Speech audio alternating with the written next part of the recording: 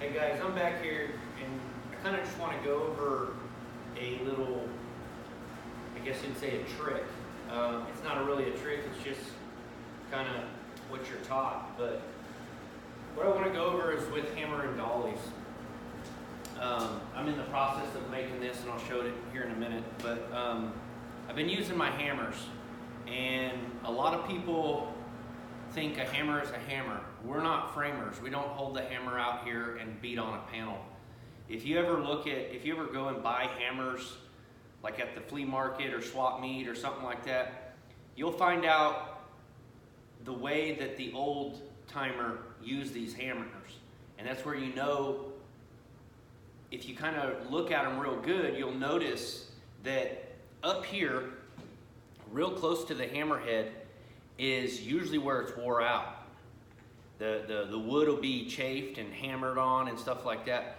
But a well-balanced hammer, you see how that wants to fall right there? I could do a lot of damage just by holding it here. So instead of pounding, you just kind of, just work it. Out here, that's so much leverage, you're just gonna put more dents in the panel. So if you look at a lot of my hammers that I've had, like for instance, this one is so bad, I had to tape it because this is where I've always held it. You could see by the electrical tape. It's just, everything is a constant, like a runaway. Like you hit it and kind of skate off. And obviously the different dome hammers.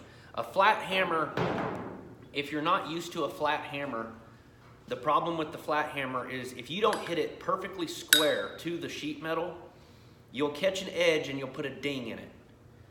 So what I've done, I have multiple hammers. I have my body hammers, and then I make these. And I cut them off so I can get in tight areas. But if you look at the head real closely, most hammers are that way. But I take them and I file them off a little bit more. So when I do hit with this one, and the reason I have a ball peen, I actually have a smaller one somewhere around here, but I hit with the small ball peen. I mean, it's a tiny one. And the reason why I can control it, I could focus on one little area when I'm hammering dolly on a piece of sheet metal. The dolly thing, the dolly side of things is hammer on dolly is stretching. Any metal on metal with a metal between it, when you hit it, you're stretching that metal. Now, rule of thumb is you work this dolly around your dent. So if it's high here, which would be like right here, if it's high out towards my hammer, I work this around and I keep massaging this. You could use a body hammer, you could use a body spoon. Same difference. And you slap and then it'll eventually shrink the metal back in. You're shrinking it, but you're really not. What you're doing is you're moving this out a little bit and you're moving this in a little bit to align everything. But the dollies, hammer on dolly, there's another, so this is a file. And it's not just an ordinary file, you can buy them, but they're called bumping files, slapping files. And what happens is you push up on a dent that's downward. You push up on that dent, and as you smack this will actually shrink the metal and it'll pull that dent up, make it totally flat. So what I've been working on is this trim for this T-bird. It's steel, it's not stainless. And the problem I have is by the time I ground off the chrome, okay, I ground the original material pretty thin. So I actually, if you could see it on the back, I split it. And the reason why, he's turned it into a roadster. So as you can see here, the vent window was here. And he no longer has those, so I had to fill it, and it's gonna make it look more proportioned. The only problem is when I weld it to that thinner material, and I've tried everything. I've used my thin rod, I've metal, but by the time I work the metal and I grind the welds back down, it gets so thin, this piece here wants to bend right at my weld, which either cracks it on the thin side of this piece that was chromed, because this is my metal that I added, and it's pretty sturdy enough. So what I came up with, I English wheeled this piece. I bent over the flange. And what I'm gonna do, instead of trying to weld down this seam, I'm gonna end up, as you can see, that thing fits perfect, just like that. I'm gonna end up working this metal, so I only have one weld. And then on the back, I'll add this piece, and then the piece that attaches to the car is the way I'm going about this. But just looking at that, looks like a solid piece. So that's why I'm kind of doing this video on hammer and dollies. I've been using the dollies for, I don't know, basically all day today. Shaping that and shaping this. And I English wheeled this hemmed edge. I beat it over the edge of a sharp spoon, or I started in the bead roller and I tipped it. Then what I did, I put this in the vise, and after I had a 90-degree edge, this slips underneath and I can pound it down and fold it over. So with the spoon, but these tools are very useful, but you just want to understand that you're not framing a house. There's so much leverage out here, it won't take much to move that metal and get it to move. With this particular trade, it's a lot of finessing to get this metal perfect.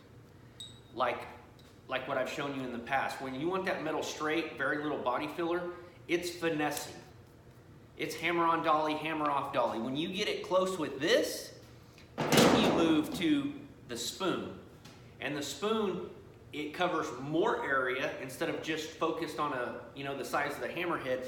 And when you slap it, it's sending a vibration through that panel. So there's all types of different dollies. There's heel dollies. There's so many. A lot of people make theirs. There's some that kind of hook around and come back to get into certain areas. They make spoons the same way. But with the hammers, I strongly recommend, if you ever go and buy them and look, so this particular hammer, it's an old hammer, it's a proto, very lightly used, as you can see. But even out here, you always want a well-balanced hammer. I mean, it's kind of hard because that one's so heavy, because it has so much meat. But see, if you come out here, see how it just wants to fall? You see how it's almost wanting to balance now? That's because when you play with it, you're up here. This is for a long reach inside something that you can't, But the hammerhead itself, they're domed. Some are flat, some are domed more than others. Some are really domed. So as when you look into hammers and stuff like that, another thing that I've seen lately, this wood gets old and your hammerheads come loose. A lot of guys that I've seen is antifreeze does not evaporate. So what they do at the end of the day, they actually drop all their hammers in a bucket submerged in antifreeze. What happens, it swells this wood. You don't have to have a lot, just enough to swell the bottom of the wood, and it keeps your hammers tight. The next day you come in, you wipe off all this.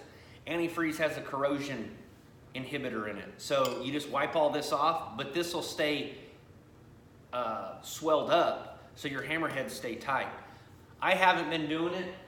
I just kind of been just using them and stuff like that, but a lot of mine are pretty tight still. Here's another hammer.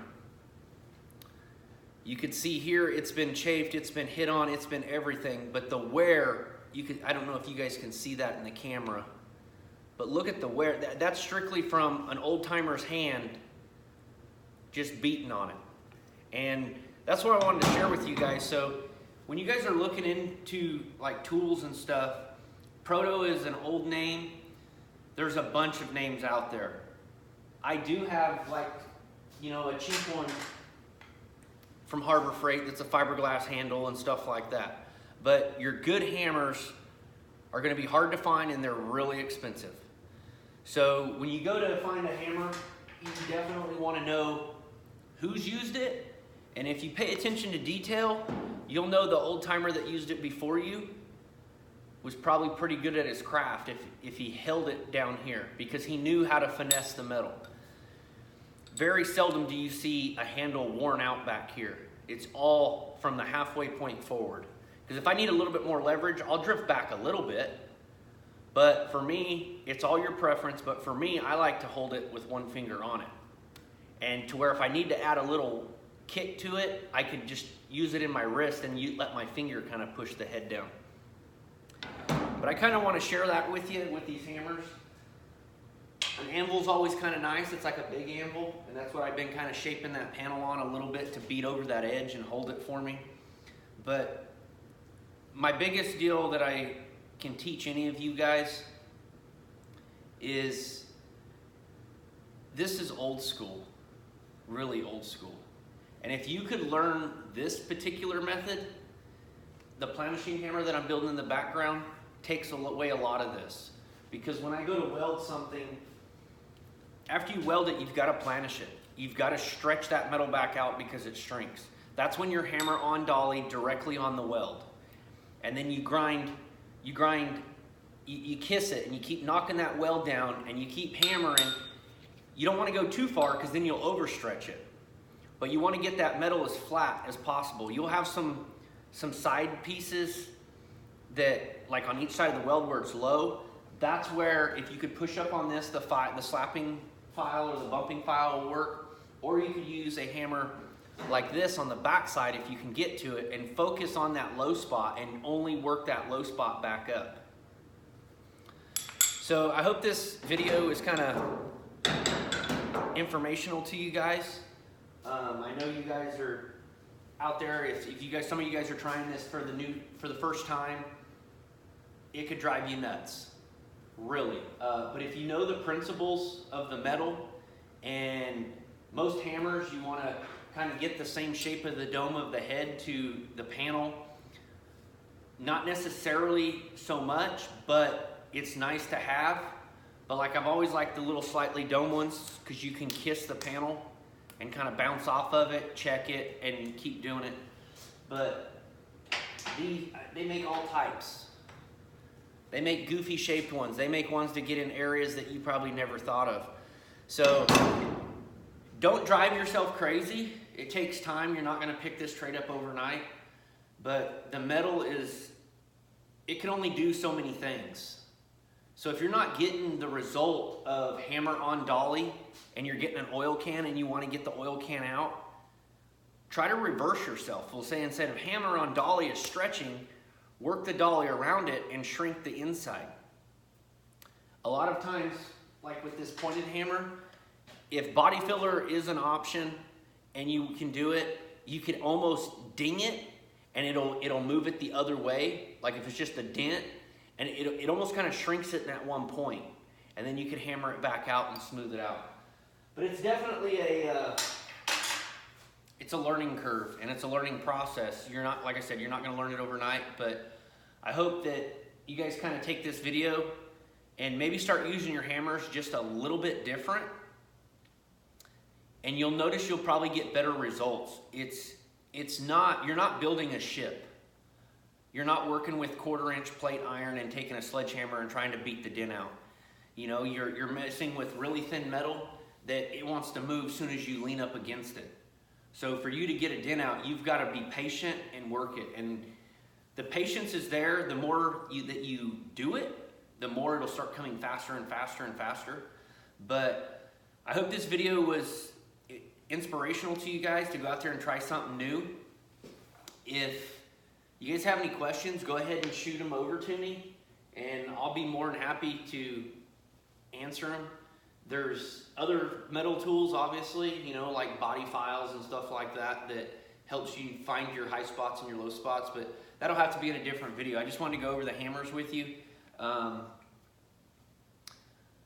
I think you guys could take this and kind of put it to use as you work the metal, and you should be able to see better results and be like, oh man, I was beating the crap out of it instead of, you know, finessing it.